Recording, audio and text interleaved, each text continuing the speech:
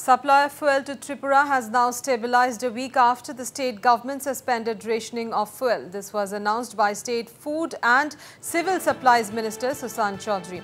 Addressing the media in Agartala on Monday, Chaudhary informed that the state now has sufficient stock of petrol and diesel and the state government has withdrawn the restriction on the fuel rationing. His announcement comes in response to the fuel crisis that ensued after a landslide disrupted the Jatinga-Lumpur section of Badarpur-Lamding railway track in Assam since April 25th.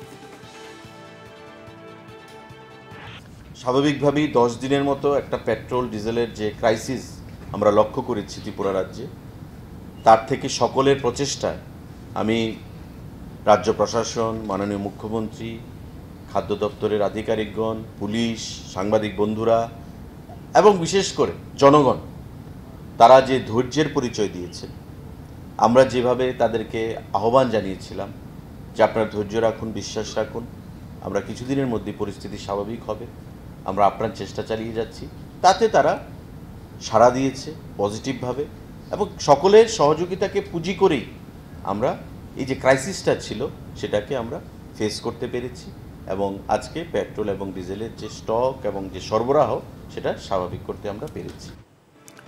Adding further, Chaudhary informed that the railway track from Nishitapur in Tripura through Bangladesh connecting Tripura with Kolkata will make fuel transportation easier. আমাদের প্রায় প্রচেষ্টা আমাদের এই যে নিশ্চিন্দপুরের রাস্তা যখন আমাদের complete হয়ে যাবে, সেটা অলমোস্ট ইনগরেশনও হয়েছে। বাংলাদেশ এবং ইন্ডিয়ার পার্টের যৌথভাবে যুদ্ধকালীন তৎপরতায় কাজ চলছে। আমাদের আশা যে 6 মাস 1 বছরের মধ্যে সেটা রাস্তা যোগাযোগ শুরু হয়ে বাংলাদেশের মধ্য দিয়ে আমরা পণ্য যোগাযোগ করতে পারব এবং সেটা যখন সম্পূর্ণ হয়ে যাবে তখন আমরা আসামের উপর দিয়ে বা মেঘালয়ের উপর দিয়ে যে আমাদের যে ডিপেন্ডেন্সিটা, নির্ভরশীলতাটা, সেটা আমাদের কমে যাবে। তখন আমরা দুদিক থেকেই আনতে পারবো। একদিক থেকে যদি ডিসরাপশনও থাকে, বন্ধও থাকে, আমরা ওই লাইনটা ব্যবহার করতে পারবো। তো স্বাভাবিকভাবেই তাতে কোনো অসুবিধা হবে না।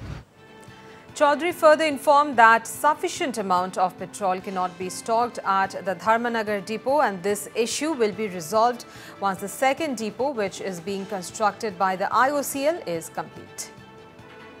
পেট্রোল এবং ডিজেলের ক্ষেত্রে আমাদের বর্তমানে যে ডিপো সেখানে রয়েছে ধর্মনগরে, তাতে যে পরিমাণ স্টক আমরা রাখতে পারি সেটা সাফিসিয়েন্ট না।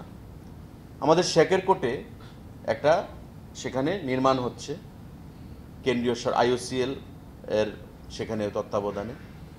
আশা করি আমরা 6 মাস 1 বছরের মধ্যে সেটাও সম্পূর্ণ হয়ে যাবে এবং শেকেরকোটের এই ডিপোটা যখন আমাদের কমপ্লিট হয়ে যাবে কাজ, সারা রাজ্যের জন্য যে পরিমাণ আমরা তথ্য দিয়ে বললাম, যে পরিমাণ পেট্রোল ডিজেলের দরকার, তার থেকে আরও অনেক বেশি পরিমাণ আমরা এখানে মজুত করে রাখতে পারবো ওয়েল ইন অ্যাডভান্স। আগে থেকেই বর্ষার মরশুম শুরু হওয়ার আগে থেকেই আমরা সেটা মজুত করে রাখতে পারবো।